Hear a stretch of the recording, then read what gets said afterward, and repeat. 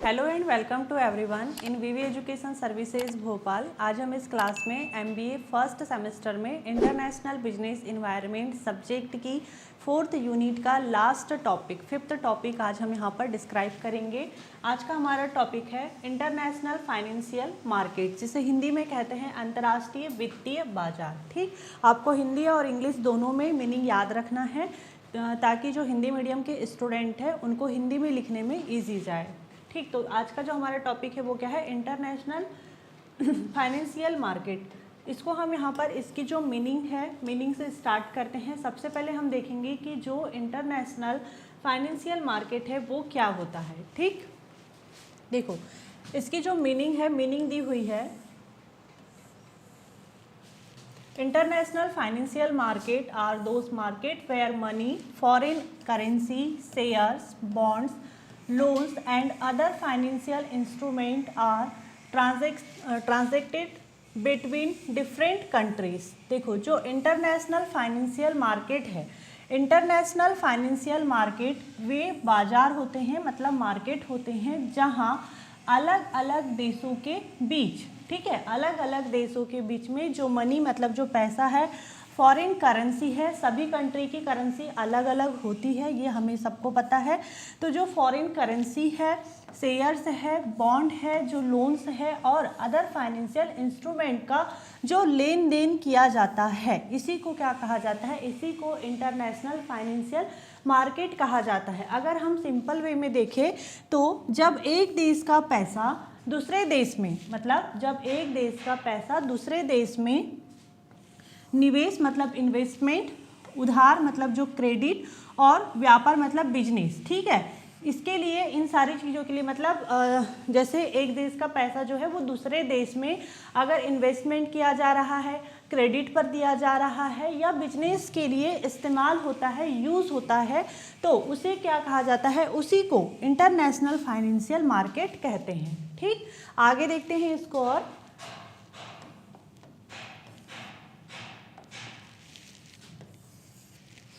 देखो अब हम देखेंगे यहाँ पर जो इंटरनेशनल फाइनेंशियल मार्केट है उसके कौन कौन से इम्पोर्टेंस है, मतलब इसके कौन कौन से महत्व है।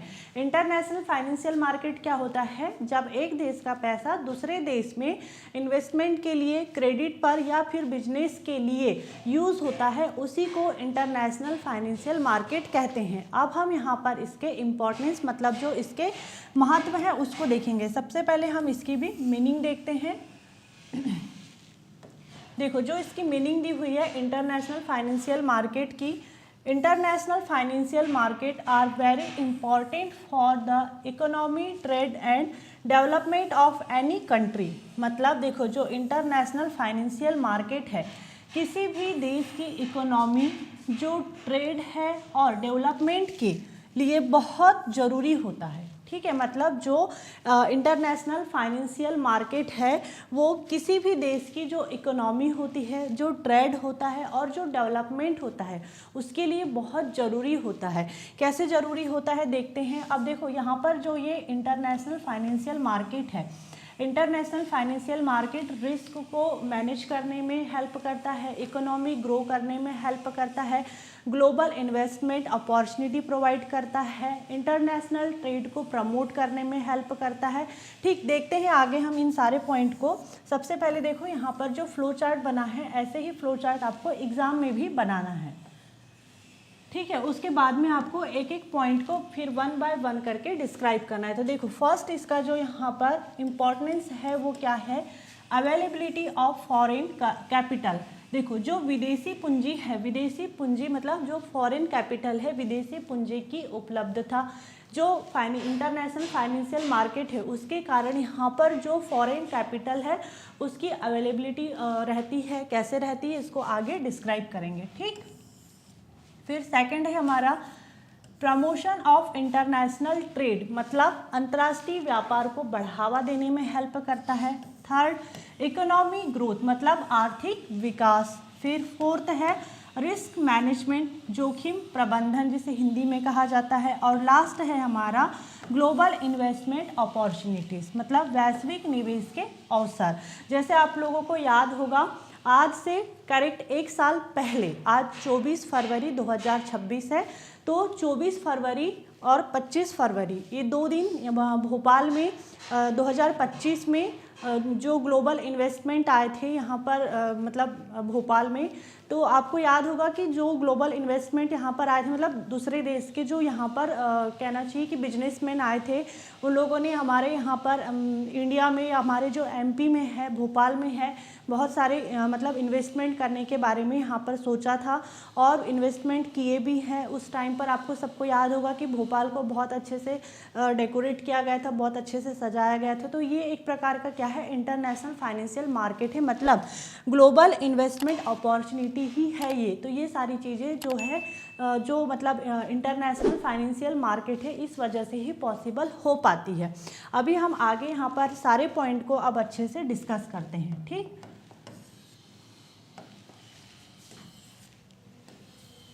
देखो फर्स्ट पॉइंट यहाँ पर दिया हुआ है अवेलेबिलिटी ऑफ फॉरेन कैपिटल, मतलब जो विदेशी पूंजी है उसकी उपलब्धता कैसे होती है इंटरनेशनल फाइनेंशियल मार्केट के थ्रू।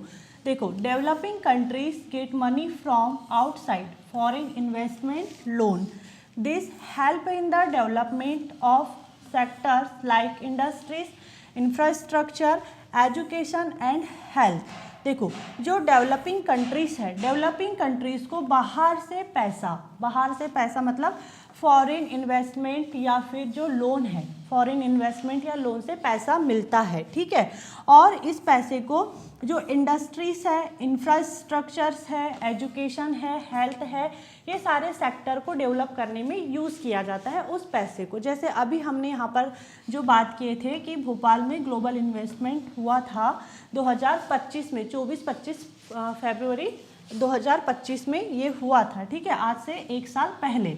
तो ये यहाँ पर जैसे क्या हुआ था, जो डेवलपिंग कंट्री है, हमारा इंडिया डेवलपिंग कंट्री में आता है। डेवलप्ड कंट्री और डेवलपिंग कंट्री क्या होता है, इसको भी अभी हम समझेंगे। तो जो हमारा इंडिया है, हमारा इंडिया डेवलपिंग कंट्री में आता है, और डेवलपिंग कंट्री में आता है इस वजह से जो बाहर से पैसा आया था, जो फॉरेन इन्वेस्टमेंट या जो लोन है, इससे जो पैसा मिलता है, इस पैसे को जो इंडस्ट्रीज है, इंफ्रास्ट्रक्चर है, एजुकेशन है, हेल्थ है, इन सारी चीज़ों में लगाया जाता है ताकि ये सारी चीज़ें डेवलप हो सके। और ये किस कारण से पॉसिबल हो पा रहा है, ये पॉसिबल हो पाता है इंटरनेशनल फाइनेंशियल मार्केट की वजह से पॉसिबल हो पा रहा है। ठीक, मतलब अगर इंटरनेशनल फाइनेंशियल मार्केट ना रहे तो क्या ये सारी चीज़ें पॉसिबल है कि दूसरे देश के लोग यहाँ आकर के पैसा लगाए, दूसरे देश से यहाँ पर लोन लिया जा सके, ये सारी चीज़ें पॉसिबल हो पाएगी क्या? नहीं हो पाएगी। तो जो इंटरनेशनल फाइनेंशियल मार्केट है, उसी वजह से ये सारी चीज़ें पॉसिबल है कि दूसरे देश से यहाँ पर पैसा आ रहा है, दूसरे देश के जो यहाँ पर कहना चाहिए जो इन्वेस्टर्स है वो यहाँ पर इन्वेस्टमेंट कर रहे हैं, और हमारी जो कंट्री है, जो डेवलपिंग कंट्री है हमारी इंडिया, यहाँ पर जो इंडस्ट्रीज है, इंफ्रास्ट्रक्चर है, एजुकेशन है, हेल्थ है, और भी दूसरे सेक्टर्स में यहाँ पर पैसे को लगाया जाता है और डेवलप किया जाता है। तो ये इसका फर्स्ट इम्पॉर्टेंट था। आगे इसको और अच्छे से हम डिस्क्राइब करते हैं।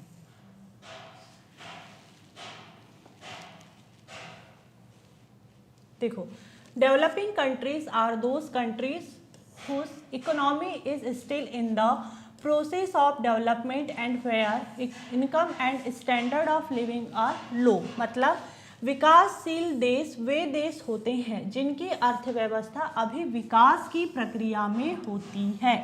ठीक, जहाँ आय मतलब जो इनकम है और जीवन स्तर मतलब जो लिविंग स्टैंडर्ड है वो लो होता है।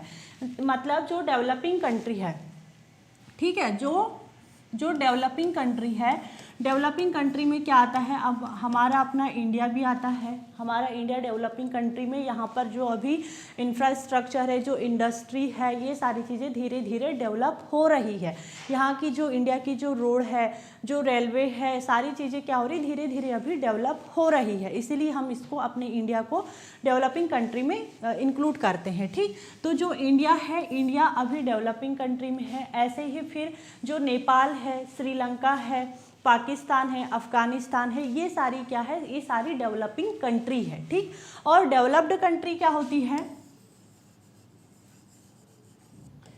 डेवलप्ड कंट्री मतलब जो पहले से ही मतलब जिसका पहले से ही विकास हो चुका है, जहाँ पर पहले से ही इंफ्रास्ट्रक्चर, वहाँ की जो इंडस्ट्री है, एजुकेशन है, हेल्थ है, वहाँ की जो मतलब रोड है, रेलवे है, सारी चीज़ें पहले से ही यहाँ पर डेवलप्ड है, ठीक, उसे कहा जाता है डेवलप्ड कंट्री। मतलब डेवलप्ड कंट्री में जैसे यूएसए आता है, ब्रिटेन आता है, यूनाइटेड किंगडम, जापान आता है और जर्मनी आता है, ये सारी जो कंट्री है वो इंक्लूड है डेवलप्ड कंट्री में। इन सारी कंट्री का पहले ही विकास हो चुका है। और जो हमारा इंडिया है, जो नेपाल है, श्रीलंका है, ये कंट्रियों का अभी धीरे धीरे विकास हो रहा है, इसीलिए इन्हें डेवलपिंग कंट्री कहते हैं, ठीक। अब ये देखो यहाँ जैसे यहाँ पर पहले से ही विकास हो चुका है, यहाँ के जो इन्वेस्टर्स हैं, मान लो कि वो अपने इंडिया में आए, इंडिया में जैसे 2025 में यहाँ पर हमारे भोपाल में ही इन्वेस्टर्स आए थे, जैसे यहाँ आपको डायग्राम में दिख भी रहा होगा, ग्लोबल इन्वेस्टर समिट 2025 इन भोपाल में हुआ था, सभी को ये बहुत अच्छे से याद होगा, ठीक। भोपाल को बहुत अच्छा डेकोरेट किए थे, यहाँ की जो वीआईपी रोड थी उसको भी बहुत सुंदर डेकोरेट किए थे। तो यहाँ पर क्या था, जो बाहर के लोग थे, बाहर के लोग यहाँ आए थे और यहाँ पर इन्वेस्टमेंट किए थे ताकि हमारे इंडिया का जो इंडस्ट्री है, जो यहाँ की रेलवे है, जो रोड है, इन सारी चीज़ों को डेवलप किया जा सके, ठीक। जैसे एग्जाम्पल में यहाँ पर लिखा हुआ है, वर्ल्ड बैंक या फॉरेन इन्वेस्टर्स इंडिया में रोड, रेलवे, पावर प्रोजेक्ट में इन्वेस्टमेंट करते हैं, निवेश कर सकते हैं, ठीक। वर्ल्ड बैंक क्या है, इसके बारे में हमने डिटेलिंग क्लास पहले ही पढ़ ली है, आप उसको एक बार जरूर देखिएगा। तो फर्स्ट इसका जो इम्पोर्टेंस था यही था कि जो फॉरेन कैपिटल है, फॉरेन कैपिटल की अवेलेबिलिटी, मतलब देखो दूसरे देश से लोग जब हमारे देश में आ रहे हैं तो दूसरे देश का पैसा भी तो हमारे यहाँ पर आ रहा है ना, तो ये इसका फर्स्ट इम्पॉर्टेंट था। आगे देखते हैं इसको,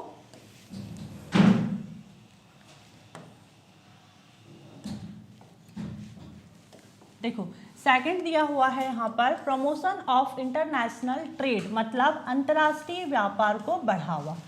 देखो foreign currency is needed for import export, international financial market में करेंसी एक्सचेंज इजी। मतलब देखो जो इंपोर्ट है उसका हिंदी मीनिंग होता है आयात और एक्सपोर्ट का हिंदी मीनिंग होता है निर्यात।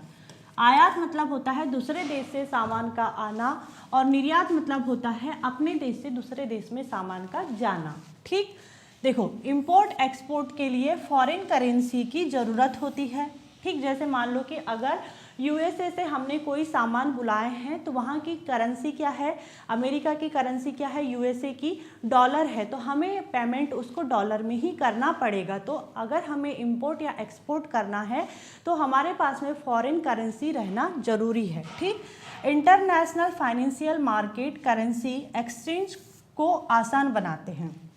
जैसे देखो एग्जाम्पल में इंडिया जब यूएसए से ऑयल खरीदता है, ठीक है, ऑयल खरीद रहा है या जैसे आईफोन आते हैं वहाँ से, तो वहाँ की जो करेंसी है, करेंसी क्या है यहाँ पर, इसकी डॉलर है, ठीक। तो डॉलर में ही पेमेंट करना होगा, ठीक। तो यहाँ पर जो पेमेंट करना है उसके लिए या हमें इंटरनेशनल ट्रेड करना है, अंतर्राष्ट्रीय व्यापार करना है, उसको बढ़ावा देना है, उसके लिए हमारे पास में जो फॉरेन करेंसी है, फॉरेन करेंसी होना बहुत ज़रूरी है। अगर फॉरेन करेंसी नहीं रहेगी तो हम इंटरनेशनल ट्रेड नहीं कर पाएंगे, इंपोर्ट एक्सपोर्ट हम नहीं कर पाएंगे। तो ये इसका सेकंड इम्पॉर्टेंट है कि अगर इंटरनेशनल ट्रेड को प्रमोट करना है तो यहाँ पर फॉरेन करेंसी होना चाहिए। और फॉरेन करेंसी कैसे आएगी, इंटरनेशनल फाइनेंशियल मार्केट के थ्रू आएगी, ठीक।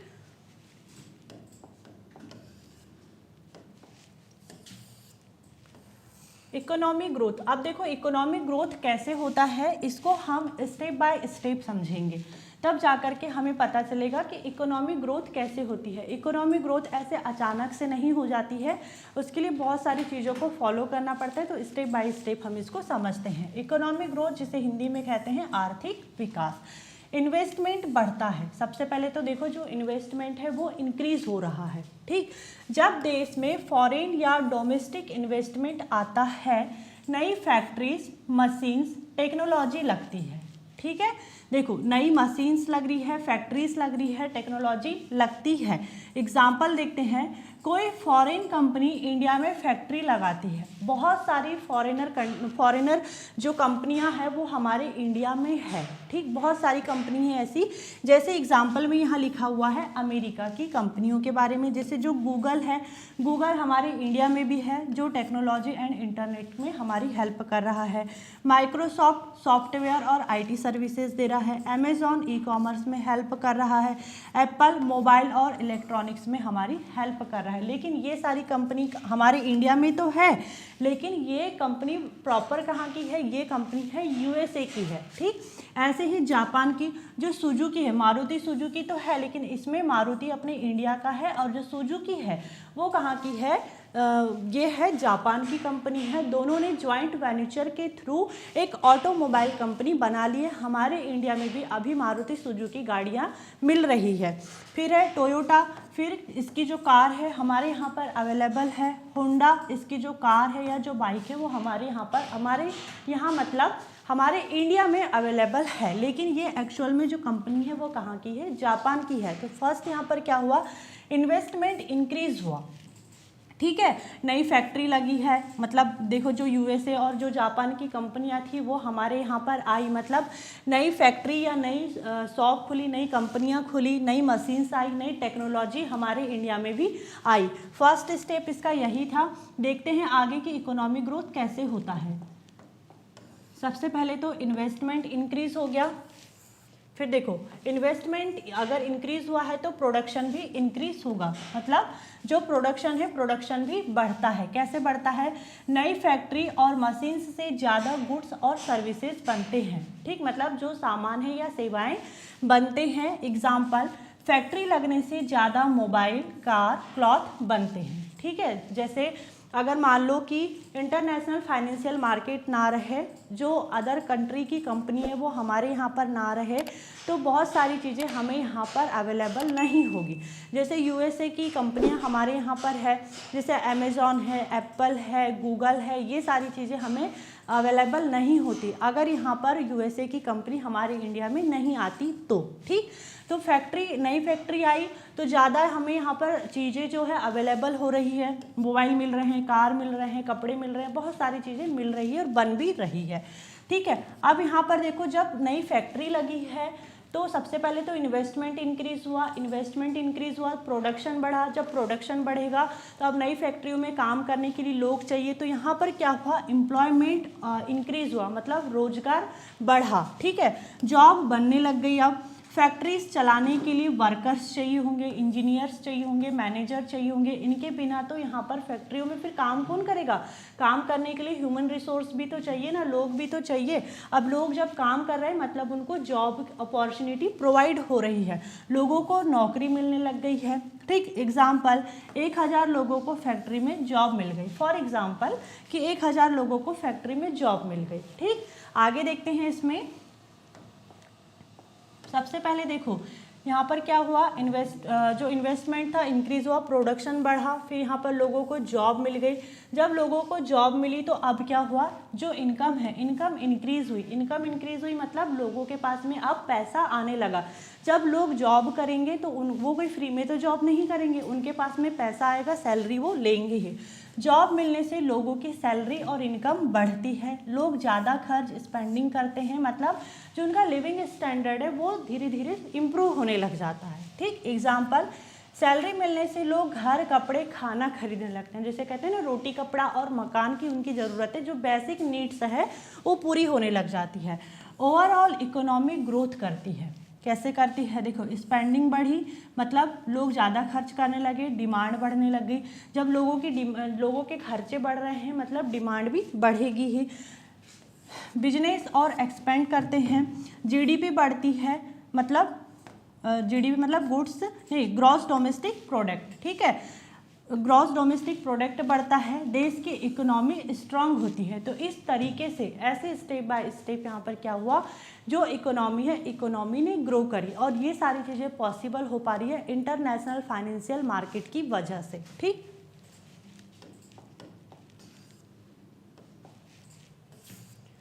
फिर है रिस्क मैनेजमेंट, जोखिम प्रबंधन। अब देखते हैं कि रिस्क मैनेजमेंट कैसे होता है।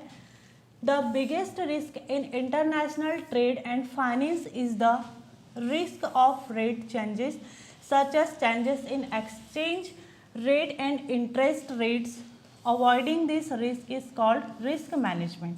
देखो अब यहाँ पर जो है एक्सचेंज रेट रिस्क क्या होता है और इंटरेस्ट रेट रिस्क क्या होता है, इसके बारे में भी हम यहाँ पर अच्छे से अभी समझेंगे। लेकिन पहले देखते हैं कि इंटरनेशनल ट्रेड और फाइनेंस में सबसे बड़ा खतरा होता है रेट बदलने का रिस्क। सबसे बड़ा रिस्क यही होता है इंटरनेशनल ट्रेड में और फाइनेंस में, ठीक है।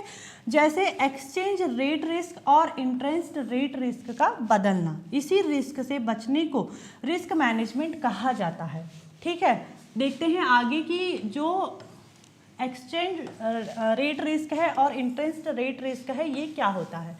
देखो जो एक्सचेंज रेट रिस्क है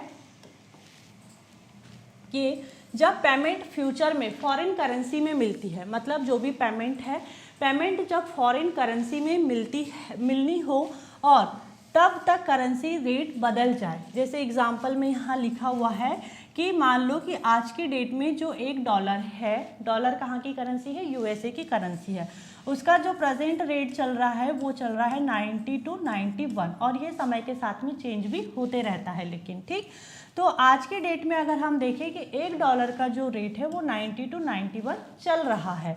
3 महीने के बाद में यही इस $1 का जो रेट है वो 80 रुपीज़ हो जाए, ठीक है, मतलब 80 रुपये हो जाए, तो जो एक्सपोर्टर है उसे लॉस होगा, नुकसान होगा। कैसे होगा लॉस? मान लेते हैं कि कोई ये एक शर्ट है, ठीक, ये कोई एक शर्ट है जो 500 में मिल रही है, ठीक है। फिर यहाँ पर देखो 3 महीने के बाद में यही शर्ट कितने में मिल रही, मान लो कि 250 में मिल रही है।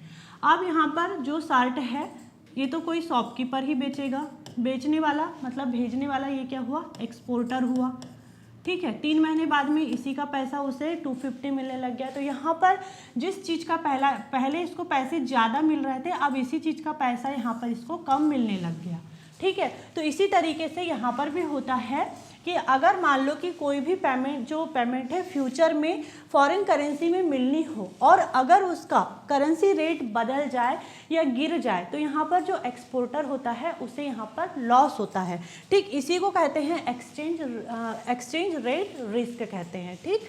मतलब पैसे का अगर रेट बदल जाए उसी को कहते हैं एक्सचेंज रेट रिस्क, ठीक। फिर इंटरेस्ट रेट रिस्क क्या होता है, लोन पर इंटरेस्ट रेट बढ़ जाए, ठीक है। मान लो कि आपने कोई लोन लिए हो, उस पर कोई इंटरेस्ट रेट मतलब जो ब्याज का रेट है वो बढ़ जाए, ठीक, तो कंपनी को ज़्यादा इंटरेस्ट देना पड़ेगा, मतलब ज़्यादा ब्याज देना पड़ेगा। जैसे कि कोई कंपनी है, XYZ कोई कंपनी है, उसने लोन लिया है 8% पर, लेकिन कुछ दिनों के बाद में जो रेट है वो 10% हो जाता है, तो 10% के साथ में उसे इंटरेस्ट देना पड़ता है, मतलब ब्याज देना पड़ता है। तो यहाँ पर क्या हुई, कॉस्ट बढ़ गई, उसका लॉस हुआ। एक प्रकार का क्या है, रिस्क ही तो है ना, कि आपने लोन ले लिए फिर उसका आगे चल के परसेंटेज बढ़ गया, तो ये एक प्रकार का रिस्क है, ठीक। तो इसी को क्या कहते हैं, रिस्क मैनेजमेंट कहते हैं। और जो इंटरनेशनल जो ट्रेड है या जो फाइनेंस है उसमें इस प्रकार के रिस्क को, बहुत ज़्यादा रिस्क होता है, तो इस रिस्क को मैनेज करने में भी हेल्प करता है इंटरनेशनल फाइनेंशियल मार्केट। फिर है लास्ट हमारा global investment opportunity,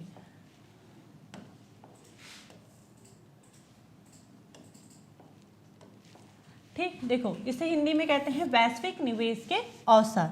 When investors of a country get the opportunity to invest in other countries besides their one country, then it is called global investment opportunities। देखो जब किसी देश के investors को अपने देश के अलावा दूसरे देशों में भी निवेश, मतलब जो इन्वेस्टमेंट है, इन्वेस्टमेंट करने का मौका मिलता है, तो इसे ही ग्लोबल इन्वेस्टमेंट अपॉर्चुनिटीज़ कहते हैं।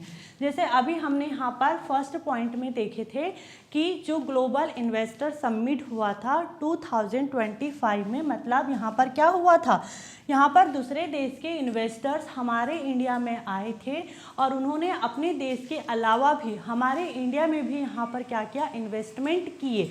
तो इसी को क्या कहते हैं, इसी को ग्लोबल इन्वेस्टमेंट अपॉर्चुनिटीज़ कहते हैं, ठीक। देखो इसका एक एग्जाम्पल देख लेते हैं। देखो एग्जाम्पल है यहाँ पर इसका, जापान की सुजुकी कंपनी, जो सुजुकी है वो जापान की है और जो मारुति है वो अपने इंडिया की है। दोनों ने जॉइंट वेंचर के थ्रू एक कंपनी बना ली है, मारुति सुजुकी एक ऑटोमोबाइल कंपनी बना ली है। तो जापान की सुजुकी इंडिया में मारुति सुजुकी फैक्ट्री लगाती है। जापान के लिए इंडिया क्या है, एक ग्लोबल इन्वेस्टमेंट अपॉर्चुनिटी है। मतलब जापान ने हमारे इंडिया में आकर के यहाँ पर इन्वेस्टमेंट किया, तो ये हमारे लिए मतलब जो जापान है, जापान के लिए हमारा इंडिया क्या हुआ, ग्लोबल इन्वेस्टमेंट अपॉर्चुनिटी हुआ। इंडिया का इन्वेस्टर्स जैसे यूएसए की जो कंपनी है, एप्पल है, गूगल है, इसके जो शेयर्स खरीदता है हमारा इंडिया इसके जो शेयर्स है वो खरीदेगा, तभी तो हमारे इंडिया में ये चीज़ अवेलेबल हो रही है ना। कोई यूएसए वाला हमें यहाँ पर फ्री में तो नहीं दे रहा होगा, इसका भी यहाँ पर जो है वो पैसा लेता होगा और इंडिया यहाँ पर जो है इसके शेयर्स को खरीदता होगा। तो फॉरेन मार्केट में इन्वेस्टमेंट मतलब फॉरेन मार्केट है, फॉरेन मार्केट में इन्वेस्टमेंट को ही क्या कहा जाता है, ग्लोबल इन्वेस्टमेंट अपॉर्चुनिटी कहा जाता है। ठीक, तो आज का हमारा जो टॉपिक था, आज का हमारा टॉपिक होता है यहीं पर एंड। और इसके बाद में जो इंटरनेशनल फाइनेंशियल मार्केट है, इसके जो टाइप्स हैं, इसके टाइप्स के बारे में हम पढ़ेंगे।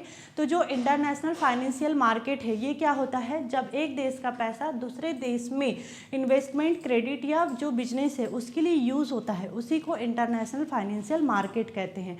और इसके जो इम्पोर्टेंस है, जो इसके महत्व हैं क्या है, अवेलेबिलिटी ऑफ फॉरेन कैपिटल, जो इंटरनेशनल ट्रेड है उसको प्रमोट करने में हेल्प करता है, रिस्क को मैनेज करने में हेल्प करता है, इकोनॉमी को ग्रो करने में हेल्प करता है, और साथ ही यहाँ पर ग्लोबल अपॉर्चुनिटी, जो ग्लोबल इन्वेस्टमेंट है उसकी अपॉर्चुनिटी में भी ये हेल्प करता है। तो आज का हमारा टॉपिक यहीं पर एंड होता है। I hope this topic is clear and thank you for watching this video.